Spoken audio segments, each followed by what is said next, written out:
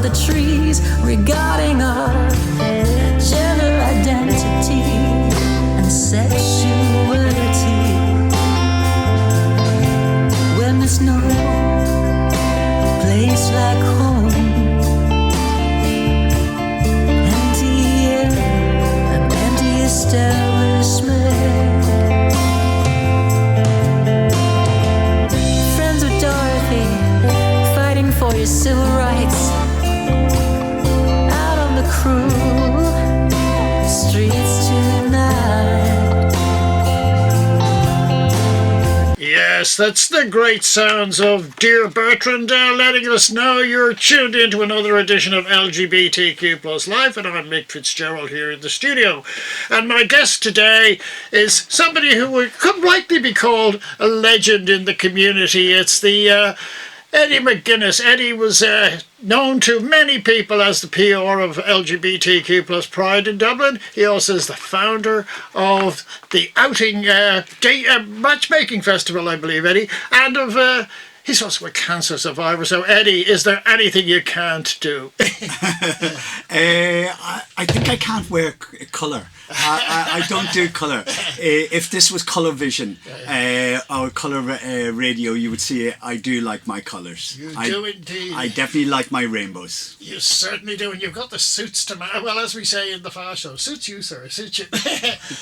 We had a bombshell this week. Very, very sad news. The passing of a person I called a living treasure, and even though he's no longer with us, as far as I'm concerned, he's still a treasure, and that's the immortal Edmund Lynch.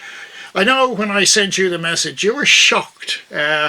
Tell me, have you processed it yet, or are you still getting through it? I still haven't processed, and I want to say on behalf of the community here in Ireland and the wider community, and especially our diaspora, who couldn't be who they were from the 70s, 60s, 50s and beyond, but also still nowadays.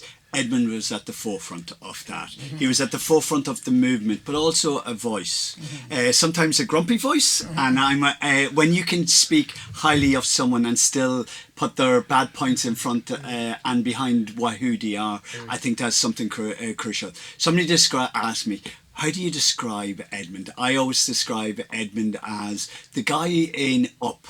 You know that animated film, the grumpy old man who always, but had amazing big heart behind it all. And I think that was Edmund. And anytime you'd see him, he would give out to you first and then give you a hug second. And I think that is crucial.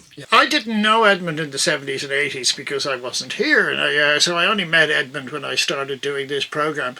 And we caught on from the outset, because I think it was because we were both working class Dubliners, and so Edmund, there was never anything other than we're on the same level. Then he invited me when he did his different country interviews, and I was surprised to be invited, but I was. Were you in that one as well? I think I was. I've done so many things over the years with Edmund, it does get confusing. But we must remember is Edmund loved to document, like yourself. Yeah. And I have to say, the legacy we will always have is documenting what our history is, past and future. And I think that's what was one of the key things about Edmund, and one of his skill sets was to document and get down those messages, but also the organic voice, not a PR element, not a glossy element, but also the rawness and in a way is the living voice. And I think that's what he was all about from his early days in RTE right up to nowadays. And even he was still, and I will say still a member and an honorary member of Dublin Pride, because he really did have the passion of what Pride was all about. We are a protest first and foremost, and believe me, he protests.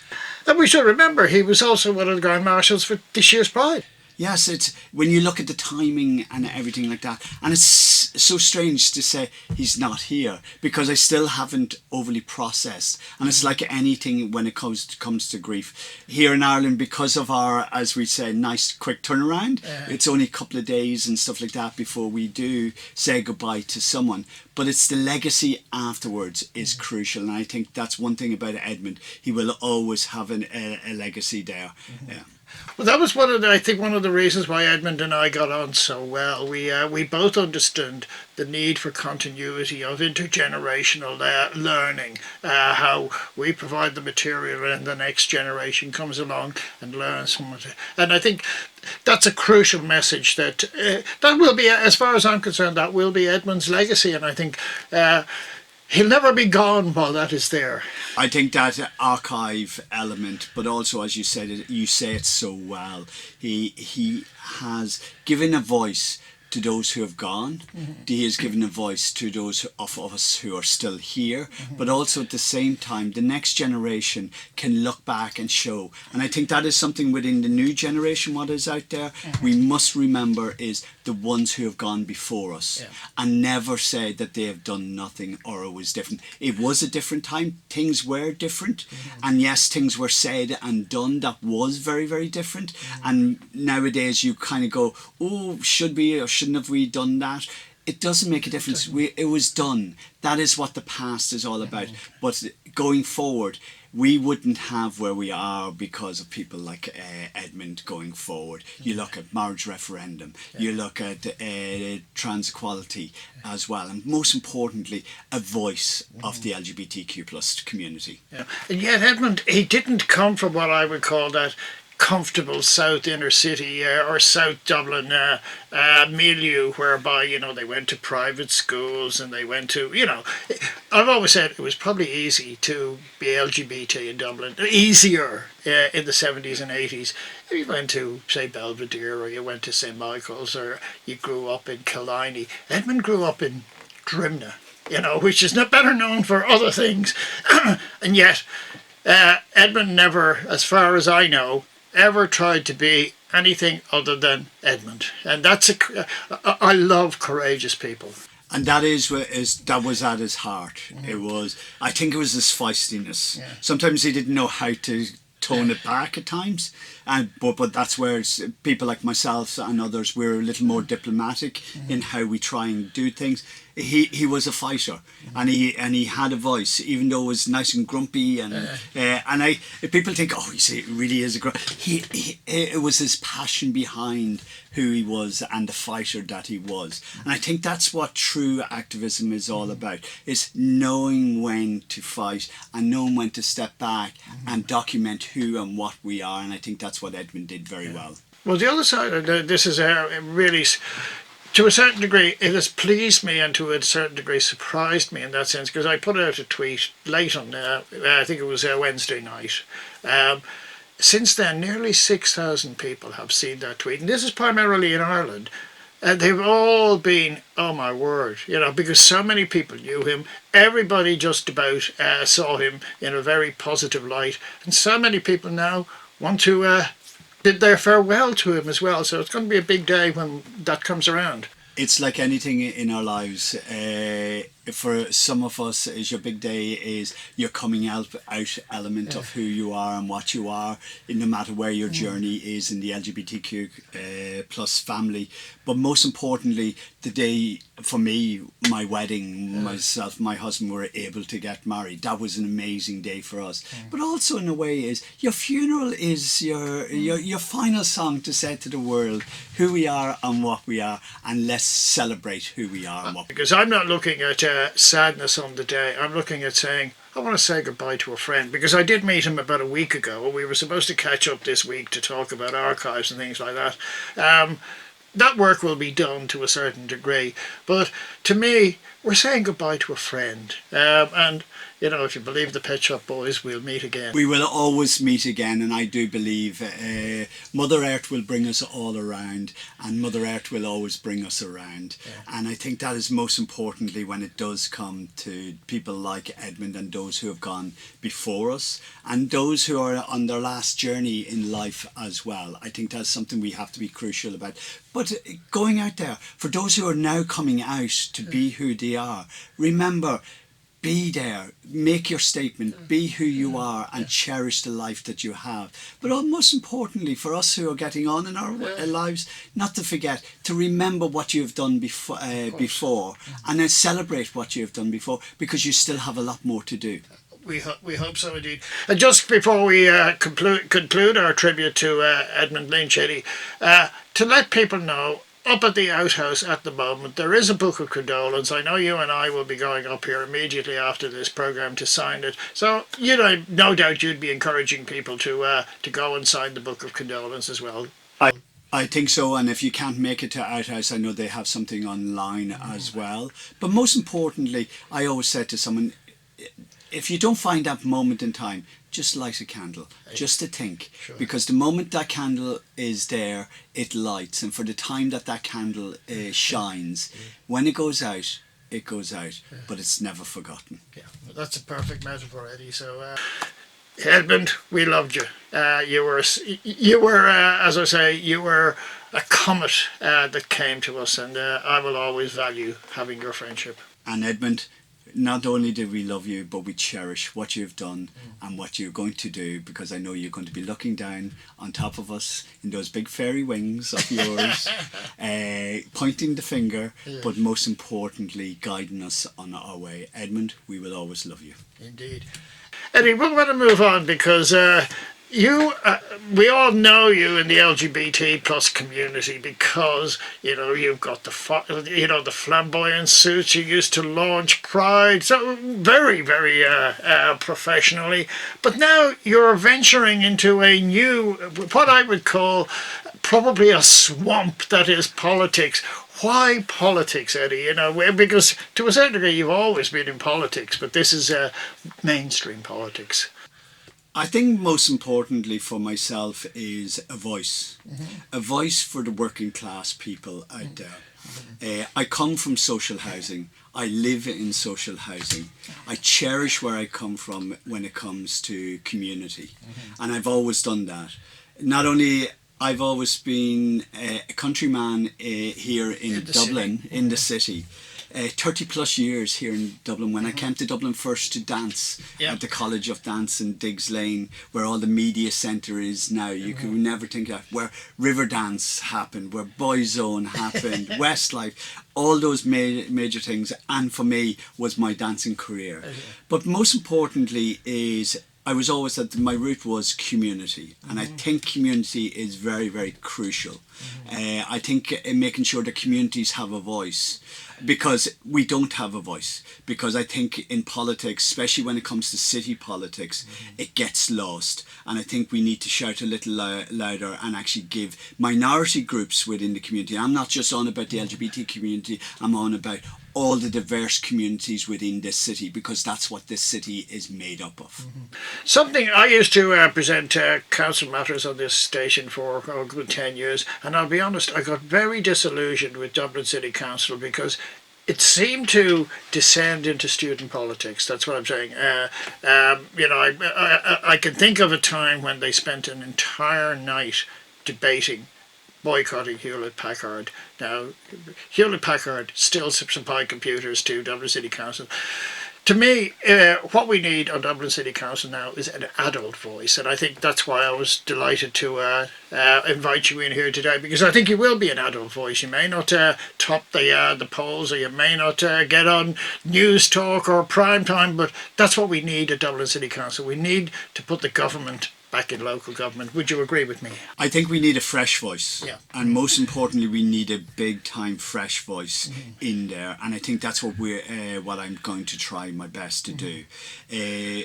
Also, I am new to this, but I'm not new to this. I bring 30 years of activism to the table. But most importantly, 30 years of community and a community element of bringing people together. I always believe that politics isn't about this side or that side of the fence, or the right or the left fighting against each other. I think most importantly, the diplomat in me will always find a way to get what we need. And I do think we need reform. We need big time reform in the city council. We need reform within our housing sector. There is not only a housing sector, but also waste management management around the city, the cleanliness, but also the policing in the city. So there's several different elements within what I feel I'm fighting for, and I've not only seen it on the ground because I walk around the city, I cycle around the city. I'm not afraid to say I drive when I need to drive because the infrastructure is still not there. But most importantly is the infrastructure of this city needs to be literally cleaned up truefold, not putting a sticking plaster here, there, everywhere. And when they should literally, if they're coming up with an idea, come up with that idea and actually do that idea. Stop bending and moving it around just because of a corporate element, but also at the same time the other side of the fence don't like it, or one person gives out about it. I think it is all about the many voices. When many voices say this is what we want, go with the many voices, not that one voice who disagrees. You mentioned the issue of housing, and I'm very interested in this one because you live in social housing, as you were saying. You grew up in social housing.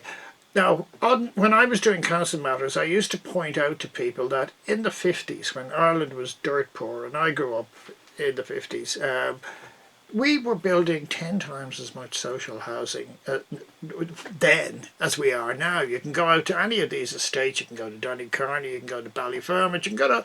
These were all built by councils or corporations as they used to be then. I was even out in Terranure yesterday and I pointed out to a foreign visitor, I said, these were all built by the council. These were all corporation houses. Do you think we need to somehow or other, if not revise the enterprise, revise that thinking that local government can provide a solution to a long-term problem? I think it's called parallel. Yeah. First and foremost, one can't do without the other. Sure. But also we have to, in a way, decades of downgrading these departments, downgrading all the housing department, the waste management department, all the different elements of where Dublin City Council was at the forefront and led. And if you look, as you say, is the 40s, 50s, even where I live in the Ivy Trust, they were built an amazing extension onto in the 30s into the 40s. That alone gave brand new houses in a condensed space over 6 floors.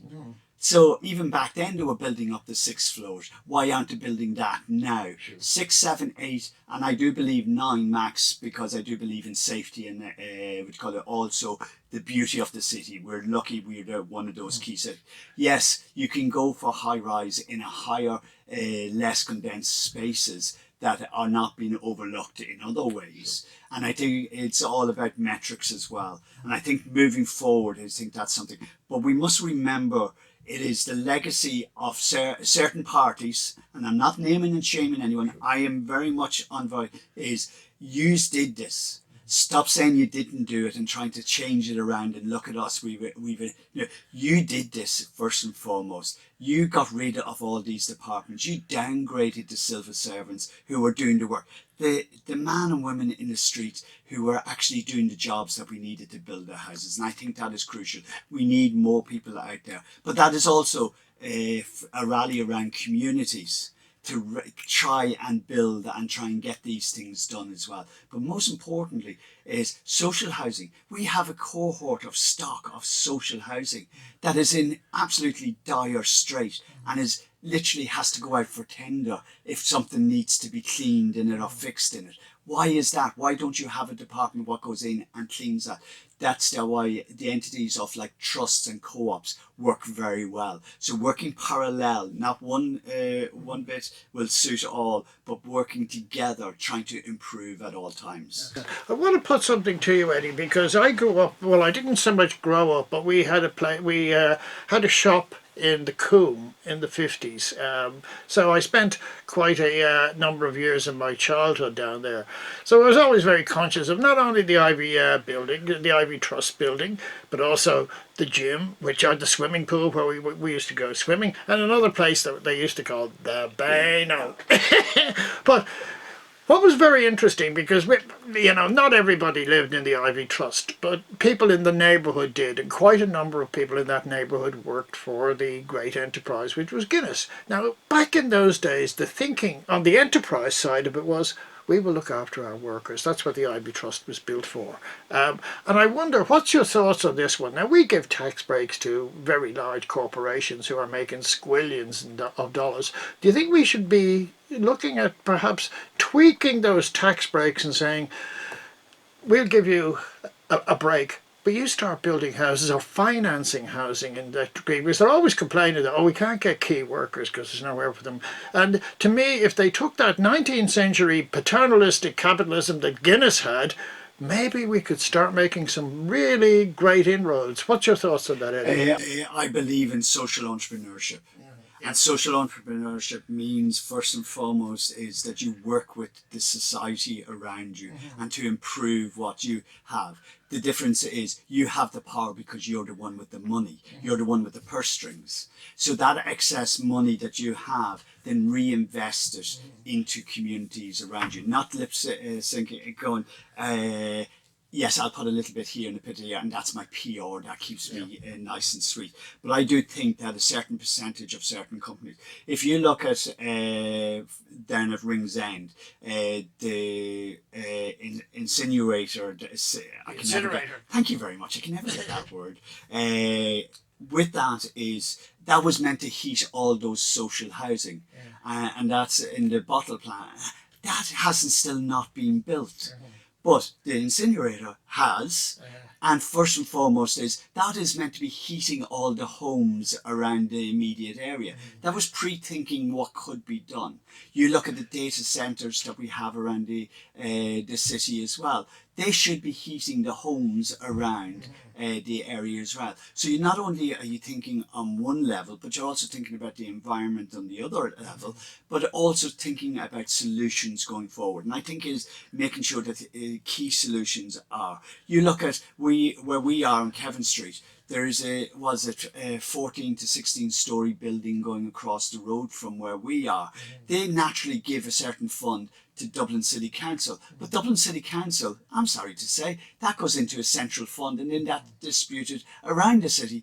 But what about the immediate area around who don't get a penny from it or get pittance? Like a couple of thousand here or 500 there, just to basically do what I would keep them off their back and stop them from moaning. I think that is crucial going forward. Something that I came across when I was in Australia, and it was a Labour Party initiative, or a Labour Party was highlighting that, and people started to think, yes, you're on the mark here. Generally speaking, what I call the bourgeois parties don't believe that working class areas are concerned with quality of life issues. Now, when I worked out in Coolock, there was opposite where we worked, there was basically a mud heap. They turned it into a garden, and this is very much along the lines of what you've been doing. Before that, they used to have this hideous bonfire at Halloween. They put a little bit of a garden in there. Nothing has ever been damaged. People are proud or whatever, they look after it, but it gives them a bit of self-esteem. Do you subscribe to that view that the working classes do care about quality of life issues, not just quantity of life issues? I think the working class, no matter who we are, I'm working class, you're working class, we actually want to make sure that what is around us works, and that is crucial. Most times is what doesn't work is the one sitting in an office, sitting at a computer, and we use the little saying, the computer says no. We put a bit of tongue-in-cheek into that, but most importantly is to remember where people come from. People work for the living, they pay the bills, they want to make sure that around the area, it's called pride of place, pride of who they are. We all do it inside our homes, but we also do it outside our homes. Social housing, we've always, every year we painted our windows. The council didn't come and paint the windows. We painted our windows because we had pride of place. And I always remember there was a family up the road who couldn't afford to paint. But I always remember being told to go up and paint the windows. So I was already told as a youngster, you go and share what we have. There's a half a pot of paint left over, go and paint their windows. And I don't know if I was any good at it, but most importantly, we remember where community comes from, is sharing what we have. And I think that is what is crucial.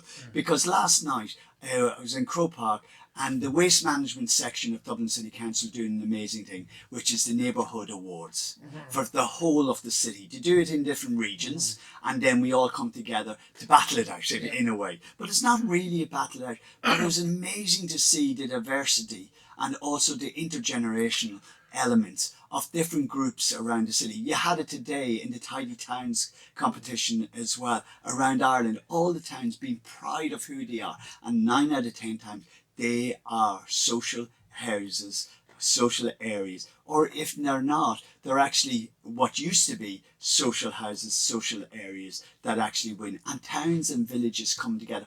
But no matter where we are in this city, it's still a village at heart. Absolutely. And I think that is something crucial that we do have to think about. That's something we learned from Dublin Pride. I mean, Dublin Pride isn't the biggest in the world, but it is certainly one of the most embracing, and that's what we love about it. And that's something we learned from Dublin Pride. I mean, Dublin Pride isn't the biggest in the world, but it is certainly one of the most embracing, and that's what we love about it. And I think that is crucial going forward. And every Pride, and the word pride isn't just for the LGBT community.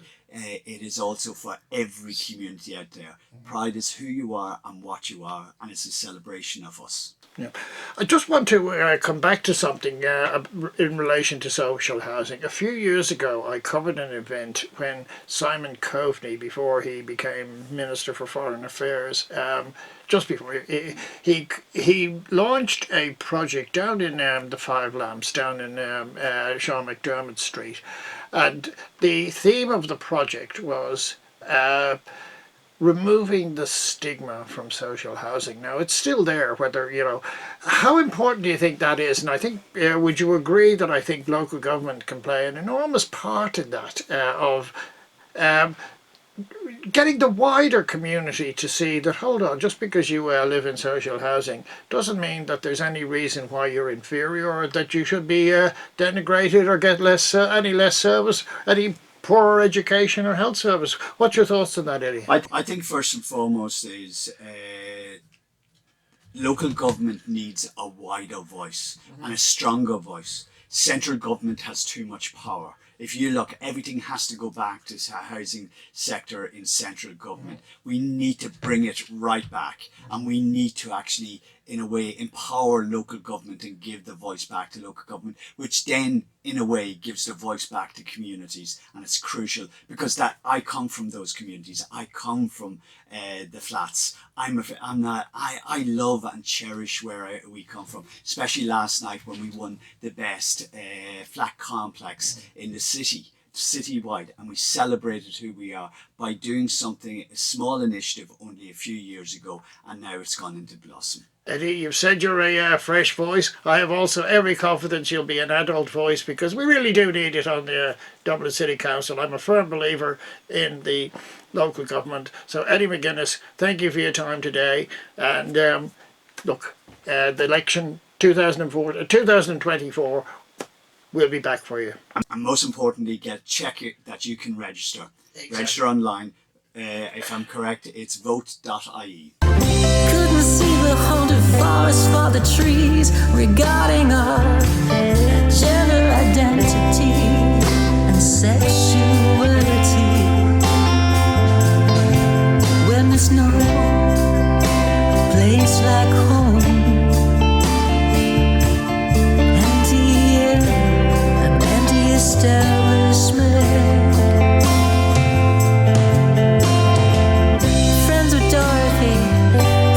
For your civil rights, out on the cruise.